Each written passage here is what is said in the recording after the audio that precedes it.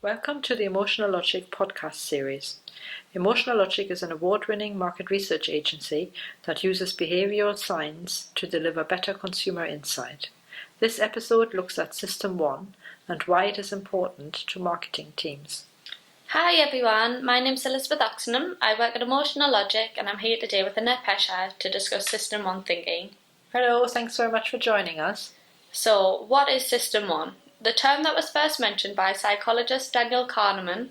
The theory concludes that human behaviour is controlled by both deliberate, rational, conscious decision marketing, so-called System 2 processes, and non-conscious automatic cognition, called System 1 processes. Yes, the rational step-by-step thinking we are aware of is called System 2, and there is a second type of thinking called System 1, which consists of fast, instinctive reactions that influence human decision-making. So just to make it a little bit clearer, what sort of things does System 1 react to and what does it actually do? System 1 evolved to allow humans to react quickly to danger. For example, if a bee swarm comes towards you, your reaction may be to get out of the way, or if you touch something hot, you may drop it. Those reactions tend to be very fast, less than a second, and much quicker than if you had to think about it consciously.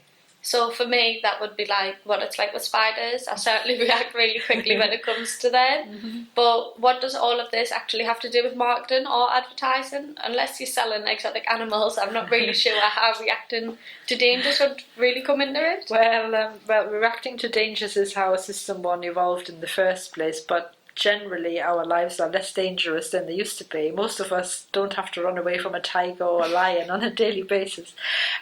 Now we use System 1 for all sorts of smaller decisions. It's a great time-saving device. For example, your supermarket shop.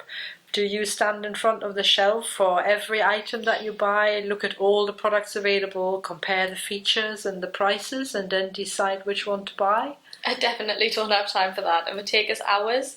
However, there is some things that I buy just because I've had them before, so I just quickly spot them, grab them, and then I go. But if it's something new that I look at and think, oh, that looks tasty, then I'm more likely to give it a go.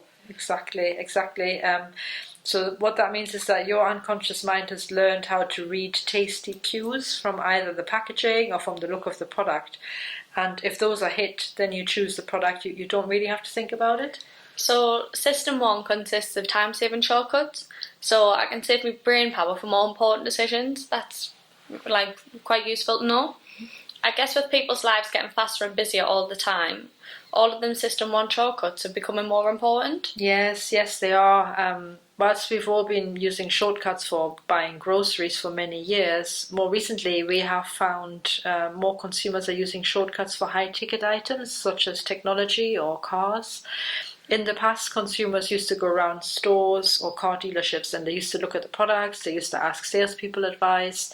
The process might take months or even years, but now what we see is an increasing number of consumers are simply making impulse purchases. I see it, I love it, I buy it, and they just follow their instinctive reactions. But surely for a big investment like a car, you would still do some conscious thinking?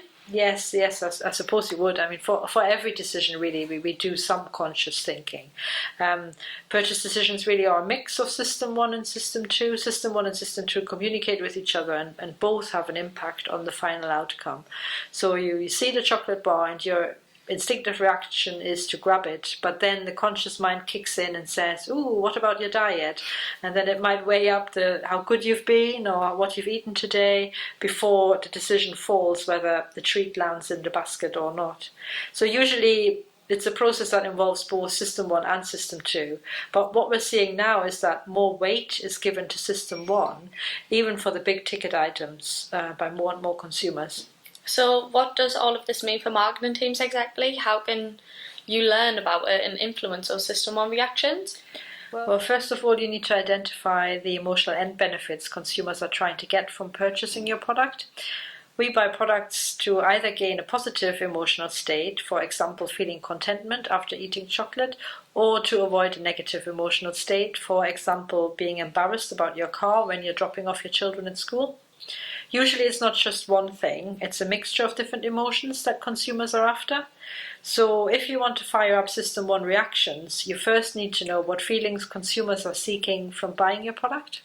Emotional Logic's Motivation Deep Dive identifies those emotional end states important to System 1. Let's say you've now completed this step with Emotional Logic and you now know the emotions consumers seek. How do you actually use this information? Well, over many years of being marketed to, consumers can read adverts, promotional materials, and packaging, as well as the physical look of the product, to pick up cues about it. So is it tasty? Is it a premium product? Is it healthy? Is it ethical? And Emotional Logic supplies marketing teams with a clear system of sensory cues they can use to fire up the desired System 1 reactions: visuals, smells, sounds, words. That does sound like a lot of extra work rather than just asking consumers why they want to buy a product. You have to delve into all of the System 1 stuff. Is it actually worth doing? Well, the process of Emotional Logic's research is exactly the same as running a focus group or an online survey. It is simple, it's quick, it delivers clear actions for marketeers. What is different is simply the types of questions that we're asking, and we're collecting data in a slightly different way. But in terms of results, Emotional Logic research has been proven to be twice as accurate as simply asking consumers. It is a much better representation of how people really make purchase decisions. Pack designs and in-store displays developed with Emotional Logic Insight achieve up to 200% more sales conversion than those based on traditional research. And ads and marketing materials can increase their response rates by about 30 or 40%. So, Annette, people might be thinking, do we now have to add Emotional Logic's research into the research that we're already doing? Is that correct? Well, you can add Emotional Logic to traditional research that you're already completing, or you could replace existing activities with Emotional Logic. Both is possible, and will significantly increase the impact of your marketing activities by firing up the System 1 reactions.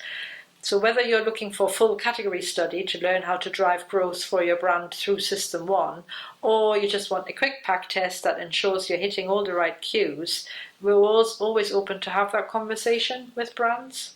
So, just to summarise, System 1 reactions influence every purchase decision. Your brand and products are already sending out cues for System 1, but are they sending out the right ones? Hopefully you all found today's discussion useful and interesting, and will join us for the upcoming podcasts on how to get closer to real consumer behaviour.